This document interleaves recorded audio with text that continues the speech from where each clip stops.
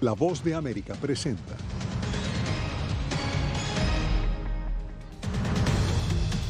Detención de migrantes en la frontera sur superó todos los récords en la historia de Estados Unidos. No cesa la odisea de los menores migrantes que llegan a Estados Unidos sin documentos ni acompañantes adultos. Además, buscando una alianza hemisférica para abordar la migración ilegal, el secretario de Estado Antony Blinken llega a Colombia.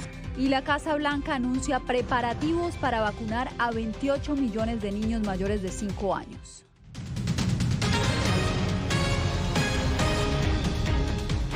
¿Qué tal? Soy Yasmín López. Desde Washington les doy la bienvenida a esta emisión del Mundo al Día. Estados Unidos rompió todo récord de detenciones en su frontera con México. Cifras reveladas por el diario The Washington Post indican que más de 1.700.000 migrantes irregulares fueron detenidos durante el último año en la frontera sur. Arnaldo Rojas está con nosotros en vivo. Arnaldo, ¿qué reacciones han generado estas cifras? Bastantes quienes critican las políticas migratorias de la administración Biden argumentan que estas cifras reflejan lo que es la falta de acción contundente en la frontera. Mientras tanto, quienes apoyan la migración aseguran por su parte que es consecuencia de lo mucho que todavía falta por hacer para paliar el problema de base, el problema de raíz que genera esta migración hacia los Estados Unidos. Según los números oficiales del Departamento de Seguridad Interna, hasta agosto de este año, 1.5 millones de inmigrantes irregulares habían sido interceptados en la frontera sur desde octubre de 2020, cuando inicia el año fiscal en Estados Unidos. El diario The Washington Post publica este miércoles que esa cifra superó los 1.7 millones en septiembre, según documentos a los que tuvo acceso. Esta administración, desde que llegó al cargo, ha hecho todo lo que está a su alcance para alentar a las personas a venir ilegalmente a los Estados Unidos. Melman apunta a que aunque la Casa Blanca ha hecho un llamado a los inmigrantes a no embarcarse en la peligrosa travesía de ingresar ilegalmente al país, las políticas migratorias del gobierno reflejan un mensaje distinto. Organizaciones que defienden los derechos de los inmigrantes miran la cifra de manera diferente. Estos números demuestran la falsedad del argumento de la frontera abierta. Es al revés. Quiere decir que la frontera está bajo control. Quiere decir que la vasta mayoría de la gente que ha llegado a la frontera no ha entrado a Estados Unidos. Lo publicado por el diario estadounidense sugiere que más de 200.000 inmigrantes irregulares fueron aprehendidos el mes pasado en la frontera sur, superando la segunda cifra más alta de detenciones en la historia impuesta en 1986, cuando el entonces presidente Ronald Reagan otorgó una amnistía para quienes se encontraban de manera irregular en el país. Mientras sigamos pensando que el camino correcto de la ley es seguir castigando a quienes en realidad son un beneficio para la nación, vamos a seguir caminando en la ruta equivocada. Las nuevas cifras se conocen al tiempo que grupos de inmigrantes en el sur de la frontera han alertado de la formación de una nueva caravana que estaría partiendo del sur de México este fin de semana, en el cual se espera que participen cerca de 95.000 migrantes. Yasmín. Era Arnaldo Rojas desde Houston, Texas. Muchas gracias, Arnaldo. Bien, y hemos visto imágenes desgarradoras de niños migrantes arrojados y abandonados por traficantes en la frontera sur. Según la patrulla fronteriza, estos casos siguen aumentando de manera vertiginosa. Verónica Villafañe nos informa. En octubre de este año, video de vigilancia captó el momento en que una niña salvadoreña de 7 años, aferrada a la espalda de un traficante, se deslizaba por una cuerda desde lo alto de una sección del muro fronterizo en el centro California. La dejó, él se regresó y la niña quedó sola ahí, sin comida, sin agua. Casos de contrabando y abandono de niños migrantes en la frontera están aumentando. Según un informe de la patrulla fronteriza, entre octubre del 2020 hasta septiembre de este año, encontraron a más de 130.000 menores no acompañados en la frontera. En este mes de octubre hemos tenido ya 33 casos de niños no acompañados que han cruzado la frontera. Algunos ejemplos: el 12 de octubre, agentes en Yuma, Arizona, encontraron a 2 hermanitas hondureñas de 4 y 6 años deambulando cerca de una represa con una nota pidiendo que contactaran a su tía. Funcionarios consulares dicen que están tratando de contactar a los padres en Honduras y que las niñas fueron trasladadas a una casa hogar en Virginia. En junio, agentes de San Diego rescataron a una niña guatemalteca de 5 años abandonada cerca de San Isidro, California. A fines de marzo, imágenes de 2 hermanitas ecuatorianas de 3 y 5 años arrojadas desde una sección del muro en Nuevo México causaron conmoción. Claro que los afecta, no les gusta mirar a un niño solo en el desierto que viene cruzando el muro y tratamos de cuidar a esos niños y agarrarles ayuda. Pero sobre todo quieren enfatizar que colocar a niños en manos de traficantes es ponerlos en peligro. Verónica Villafañe, Voz de América, Los Ángeles. Justamente les hemos mostrado la situación de los albergues de migrantes en otras ciudades mexicanas. Pues hoy el reporte de Víctor Castillo ilustra el panorama en Reynosa, donde los albergues se están viendo obligados a expandir sus instalaciones para poder recibir a más personas.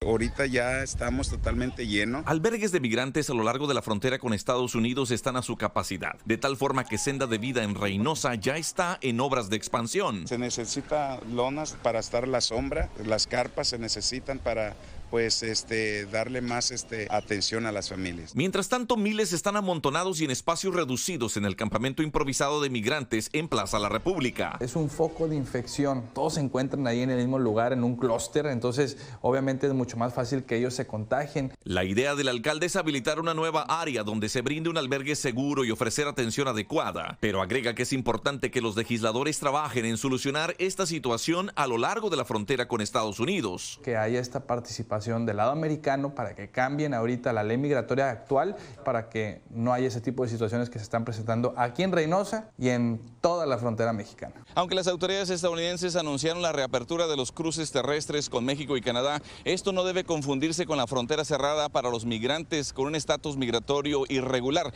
ya que esto se trata de viajeros extranjeros que puedan presentar su cartilla de vacunación de COVID-19 y que tengan una visa autorizada. Mientras tanto, el presidente Biden seguirá empleando una política fronteriza para los migrantes que buscan protección, y esto solo sería a través del programa MPP o Quédate en México, como la única vía legal, ya que cruzar la frontera de manera irregular podría ser causa para deportación o expulsión inmediata. Las fronteras las tenemos cerradas y nada más esperar en que Estados Unidos y México tengan un acuerdo para que puedan ingresar legalmente. Víctor Castillo, Voz de América, Hidalgo, Texas. Ahora vamos a Colombia, donde el secretario de Estado de Estados Unidos, Anthony Blinken, participará en un encuentro ministerial hemisférico sobre la migración y también tiene previsto reunirse con algunos grupos defensores de derechos humanos. Vamos en vivo a Bogotá con nuestro corresponsal Jair Díaz. ¿Cómo va la visita del secretario, Jair? Yasmín, ¿qué tal? Acaba de terminar el primer encuentro del presidente de la República, Iván Duque, con el secretario de Estado de los Estados Unidos, Anthony Blinken. Un encuentro que duró 2 horas, pero antes de llegar aquí a Colombia, desde Ecuador, el secretario de Estado habló sobre la importancia de la cooperación regional para enfrentar la migración ilegal en la región. En la reunión que vamos a tener con el secretario y los cancilleres de 17 países de América Latina. ¿Cómo podemos en el corto plazo contener mejor esta migración? Evitar que esos cuellos de botella, y por esa razón entonces en esta conferencia queremos ver cómo cada país puede mejorar sus controles y cada país puede también brindar una atención y una ayuda de carácter humanitario a estos migrantes.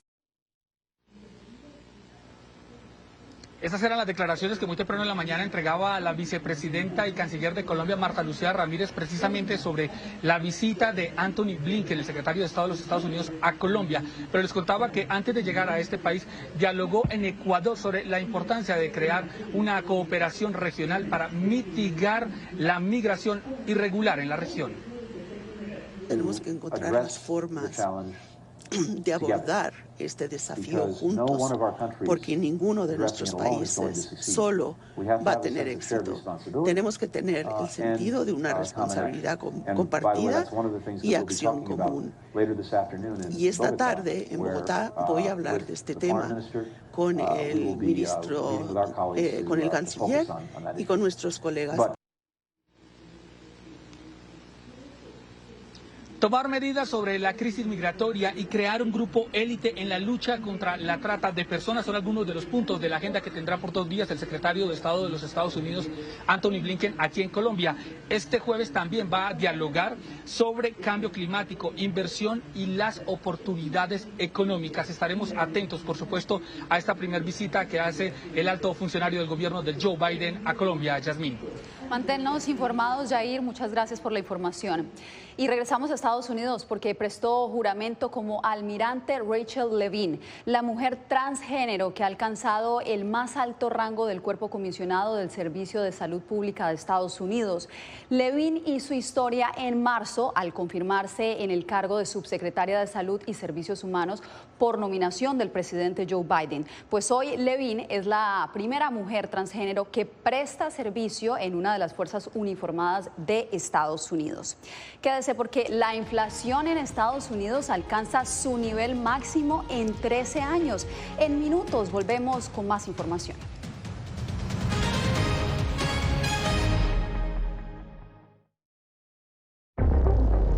Son barcos pesqueros, en su mayoría barcos chinos. Imagínate 300 barcos en una sola zona, es un impacto terrible.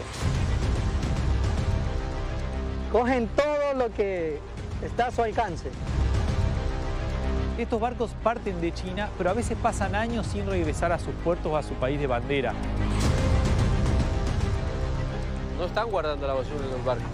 Y esto es una prueba de eso. Hay muchas botellas. El gobierno chino también prohíbe de manera estricta a todos los barcos pescar especies marinas protegidas y en peligro de extinción. Mis nietos no van a poder disfrutar de este paisaje. Si esto está pasando en Galápagos, ¿qué estará pasando en otro lado, no? Desde el 25 de octubre, Enjambre Flotante, una producción especial de La Voz de América. Encuéntrala en vozdeamerica.com. En momentos de crisis políticas y sociales, algunos gobiernos autoritarios recurren al bloqueo del acceso a Internet como herramienta para detener la información que entra o sale de su país. No obstante, existen algunas alternativas que te ayudarán a continuar conectado a la red a pesar de la censura oficial. Una de las más efectivas es el VPN o red virtual privada por sus siglas en inglés. La VPN pretende simular que la persona está en otro lugar del mundo y no en el país que esté restringiendo el acceso a Internet, de manera que es incapaz de detectar esa conexión interna y así se puede utilizar Internet con normalidad. Las ofertas de VPN en el mercado son muchas y las puedes buscar escribiendo las iniciales VPN en los motores de búsqueda, pero es importante descargarla o adquirirla antes de perder la conexión al Internet. Aquí te ofrecemos algunas opciones.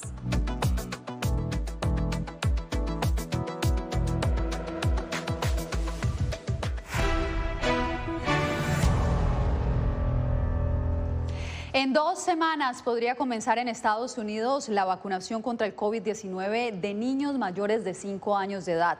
La Casa Blanca reveló este miércoles el plan de vacunación que tiene previsto para 28 millones de menores de este país. José Pernalete, ¿cómo se lleva a cabo este plan? Se va a tratar de la colocación de la fórmula Pfizer-BioNTech. Se va a garantizar, de acuerdo a las estimaciones por parte de los expertos que asesoran a la Casa Blanca en materia de salud pública, de mantener la cadena de frío y garantizar las dosis necesarias requeridas para todos estos millones de niños que no van a atravesar por las mismas limitaciones que se registró durante el rango de colocación anterior a estos muchachos, cuando se trataba de vacunar a los niños mayores de 11 años de edad. Veamos a continuación el reporte. Cuenta regresiva en Estados Unidos para comenzar a vacunar a los más pequeños. El equipo de la Casa Blanca para responder al COVID-19 dijo este miércoles que si la FDA y los CDC lo aprueban, en 2 semanas arrancará en todo el país la inmunización de niños entre 5 y 11 años de edad, una población estimada en 28 millones de infantes. Y lo que es más importante, trabajamos con Pfizer para modificar el empaque de las dosis pediátricas para facilitar que los pediatras, los médicos de familia, proporcionen vacunas a los niños. Y estas dosis se enviarán con todos los suministros necesarios para vacunar a los niños, incluidas agujas más pequeñas. De acuerdo a los asesores de la Casa Blanca, estas dosis pueden ser almacenadas durante 10 semanas en temperatura estándar y durante 6 meses en condiciones de ultrafrío.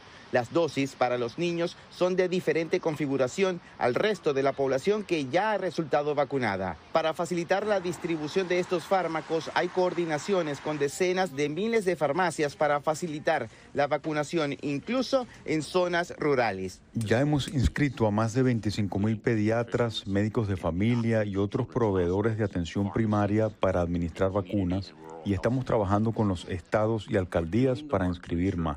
Esta estrategia contempla también a los centros comunitarios de salud, donde aproximadamente 3 millones de niños obtienen atención médica primaria. La celeridad también por parte de los expertos para vacunar a todos estos niños menores de 11 años de edad es el carácter asintomático por el contagio de COVID, puesto que, de acuerdo a los científicos, pueden convertirse en plataforma de contagio para las comunidades donde residen, sobre todo tomando en cuenta el comienzo y el desarrollo de las clases con asistencia a las aulas. Yasmin. José, cada vez más personas protegidas contra el COVID-19. Muchas gracias por la información.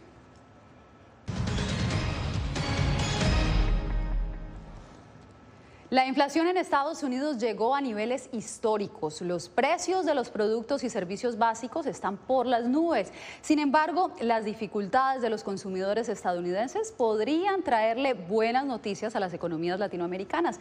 Diva Lizeth Cash nos explica.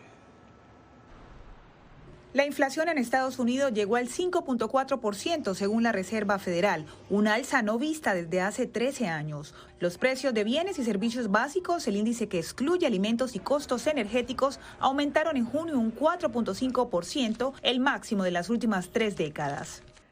Los brotes pandémicos y las alteraciones climáticas han provocado una escasez de insumos clave y una reducción de la actividad manufacturera en varios países. Por otro lado, esta escasez de oferta, junto con la liberación de la demanda reprimida y el repunte de los precios de las materias primas, han provocado que la inflación de los precios al consumidor aumente rápidamente. Pero en América Latina, los coletazos de la inflación estadounidense podrían significar un impacto positivo, según este analista financiero y económico. Estados Unidos, porque los precios de las materias primas que exporta América Latina pueden subir y eso puede beneficiar a los países latinoamericanos. Cohen opina que la Reserva Federal podría estabilizar la inflación subiendo las tasas de interés y eso sería negativo para América Latina. El Banco Central va a subir la tasa de interés y eso va a hacer que el dinero sea más caro. Y eso puede perjudicar a los países latinoamericanos que necesitan conseguir crédito en los mercados internacionales. La dinámica de la inflación en Estados Unidos repercute en todo el mundo y la Reserva Federal anunció una reunión a principios de noviembre para definir el próximo paso de la economía estadounidense. Diva Lizeth Cash, Voz de América, Washington. Más adelante se acerca la extradición a Estados Unidos de Hugo El Pollo Carvajal.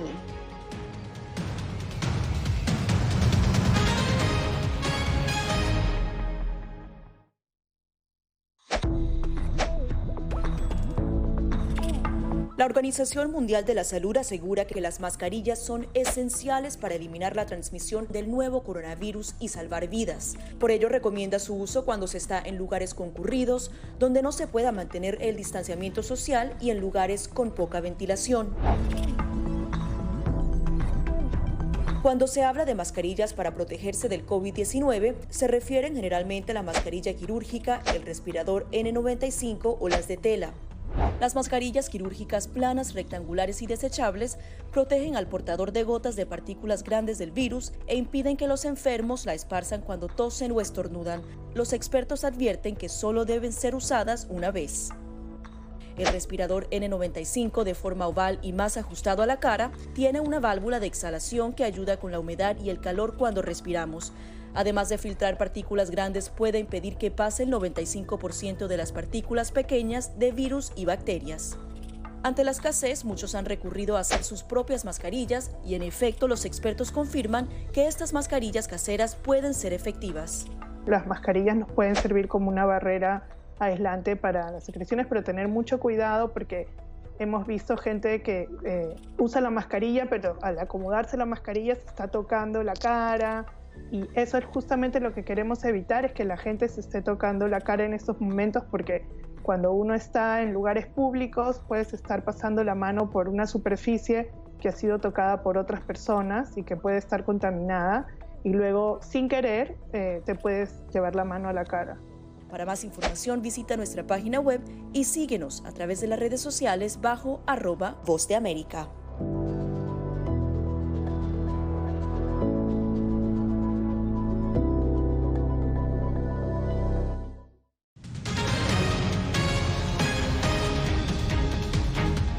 En España, la Audiencia Nacional de ese país ordenó extraditar a Estados Unidos a Hugo El Pollo Carvajal, ex jefe del espionaje venezolano, a quien la justicia estadounidense reclama por supuestos delitos de narcotráfico.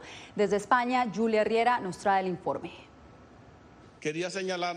El que fuera jefe de los servicios de inteligencia de Venezuela, Hugo Carvajal, está más cerca de ser extraditado. Este miércoles, la Audiencia Nacional de España ordenó entregarlo a Estados Unidos, país que lo reclama por haber cometido supuestos delitos de tráfico de drogas y de armas. En una providencia, el órgano judicial español indica: queda a disposición de la Unidad de Cooperación Policial Internacional a efectos de materializarse la entrega. La sentencia concede la responsabilidad de ejecutar la extradición a la Subdirección General de Cooperación Jurídica Internacional y al director del centro penitenciario donde el exgeneral ha estado recluso desde que el pasado septiembre la Policía Nacional lo detuviera después de casi 2 años de encontrarse en paradero desconocido. Carvajal tiene aún un par de cartas para evitar o postergar la extradición. Podría recurrir la reciente decisión del Ministerio del Interior de negarle su solicitud de asilo. Además, su abogada también se ha referido previamente a la posibilidad de acudir al sistema judicial europeo. Podríamos ir al Tribunal Constitucional si hubiese violaciones constitucionales, y si hubiese violaciones de derechos humanos podríamos ir a Estrasburgo. Hace tan solo unos días, Carvajal presentó una página web llamada Mis Verdades, en la que asegura ser víctima de una persecución política por parte de Estados Unidos a través de falsas acusaciones de narcoterrorismo por haber sido jefe de los servicios de inteligencia del expresidente venezolano Hugo Chávez. Julia Riera, Voz de América, Barcelona, España.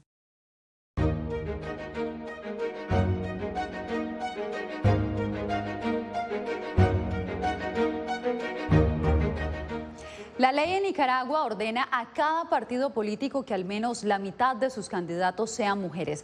Pero, ¿cuál es realmente el rol de la mujer en el proceso electoral? Donaldo Hernández nos explica en el siguiente reporte.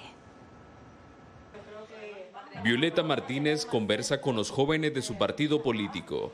Es la candidata a la vicepresidencia de Camino Cristiano, una de las agrupaciones que participará de las votaciones del próximo 7 de noviembre. He tenido la oportunidad de poder servir a mi nación. El reverendo evangélico Guillermo Osorno es el compañero de fórmula de Violeta. Al igual que en el partido Camino Cristiano, todas las fórmulas presidenciales están integradas por un hombre y una mujer, tras la reforma electoral de Nicaragua, que obliga a los partidos a presentar en sus listas de candidatos a cargos públicos un 50% hombres y un 50% mujeres. Una apertura para algo mayor, hablando de equidad. Cada partido tiene su propio mecanismo de selección de candidatas. Ninguno ha reportado dificultades para designar al 50% de mujeres en sus listas de aspirantes. Según el diputado oficialista Carlos Emilio López, esta modalidad convierte a Nicaragua como uno de los países con más igualdad. El Foro Económico Global ha ubicado a Nicaragua en el lugar número 5 en avance en materia de equidad de género. La comandante de la Revolución Sandinista, Mónica Baltodano, sostiene que la ley es positiva, pero en la práctica no se nota la participación de las mujeres en la toma de decisiones. Todas estas mujeres son mudas, aparentan sordera frente a los problemas. Baltodano denuncia que incluso los partidos políticos que se medirán en las urnas con el Frente Sandinista son subordinados del oficialismo. Por su parte, organizaciones feministas aseguran que no se sienten representadas por las mujeres que participarán de las polémicas elecciones de noviembre. Donaldo Hernández, Voz de América, Managua. Por segundo año consecutivo, las remesas le han dado un impulso a la economía hondureña. Este año el incremento volvió a ser sustancial y resulta en gran ayuda para muchas familias. Óscar Ortiz con el reporte. El Banco Central de Honduras reveló mediante la encuesta semestral de remesas familiares que el flujo de remesas entre enero y agosto de este año reflejó un aumento del 37% equivalente a más de 4 millones de dólares respecto al mismo periodo del año previo. Las remesas provienen principalmente de Estados Unidos, España y Canadá y aportan cerca del 23% del Producto Interno Bruto hondureño. Las autoridades proyectan que para el cierre del 2021 sumen un total equivalente a los 7 millones de dólares. Las remesas no se tienen que ver como un indicador positivo, tienen que verse como un indicador realmente nefasto, que ante la ausencia de Estado las personas buscan el bienestar en otros estadios, en otros estados. El Banco Mundial proyecta que América Latina en su conjunto recibirá este año un incremento del 5% en las remesas y que los principales beneficiarios de estos envíos en Honduras son madres e hijas. Para esta hondureña, las remesas son un complemento. Como las remesas nos ayudan para poder salir con los gastos, el ahorro y quizás la inversión de algún negocio que estemos emprendiendo en este momento. Digamos, en mi caso, mi familiar dice, va destinado este porcentaje para que puedan pagar esto, para que lo puedan invertir en esto. El informe resalta además que la mayoría de los encuestados reveló que parte de las remesas constituyen un ingreso muy importante en sus hogares ante la falta de oportunidades y empleos en Honduras. Oscar Ortiz, Voz de América, Tegucigalpa. En breve, en un histórico procedimiento médico, una paciente recibe trasplante de riñón de un cerdo. Tendremos los detalles.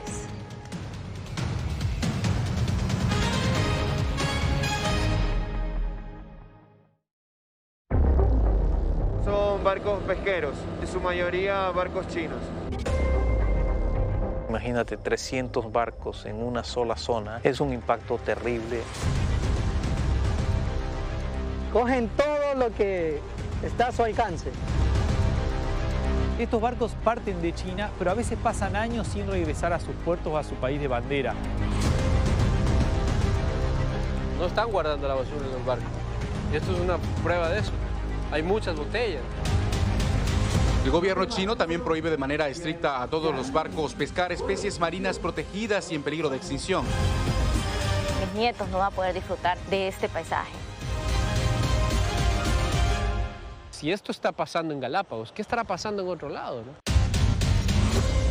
Desde el 25 de octubre, Enjambre Flotante, una producción especial de La Voz de América. Encuéntrala en vozdeamerica.com. En momentos de crisis políticas y sociales, algunos gobiernos autoritarios recurren al bloqueo del acceso a Internet como herramienta para detener la información que entra o sale de su país. No obstante, existen algunas alternativas que te ayudarán a continuar conectado a la red a pesar de la censura oficial.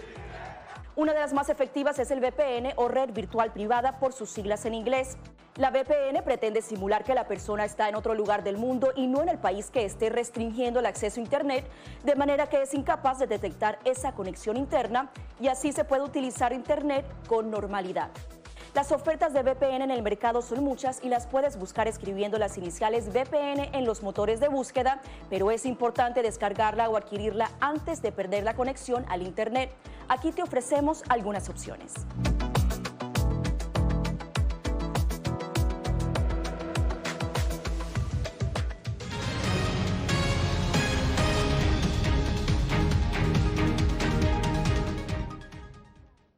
Versión más reciente de su aplicación Click to Pray 2.0, con la cual busca ofrecer una mejor experiencia para orar. Funcionarios de la Iglesia Católica mostraron las diferentes alternativas, incluyendo un planificador de oración personal y una escuela de oración, y otras que brindarán la sensación de estar a un clic de Dios. La aplicación está disponible actualmente en 7 idiomas. En más información, por primera vez fue trasplantado temporalmente el riñón de un cerdo a una mujer. El equipo médico informó que la cirugía fue todo un éxito. El procedimiento marca un hito y abrirá las puertas al uso de órganos de animales para salvar numerosas vidas humanas. Jacopo Luzzi nos trae los detalles. Atención. A continuación, imágenes que podrían perturbar la sensibilidad del televidente. Es la noticia que llega desde Nueva York, donde los cirujanos trasplantaron con éxito un riñón cultivado en un cerdo genéticamente alterado a un paciente humano y descubrieron que funcionaba normalmente. El doctor Robert Montgomery es uno de los cirujanos y dijo que fue posible gracias a la eliminación de la molécula principal, que realmente define la incompatibilidad de un órgano entre un cerdo y un humano. En el pasado, cuando se trasplantaba un órgano de cerdo arriba en la escala evolutiva, se producía este tipo de rechazo inmediato del órgano en cuestión de minutos u horas, y debido a la revolución. Así llegamos al final de esta emisión. Gracias por acompañarnos. Nos vemos mañana de nuevo aquí en El Mundo al Día.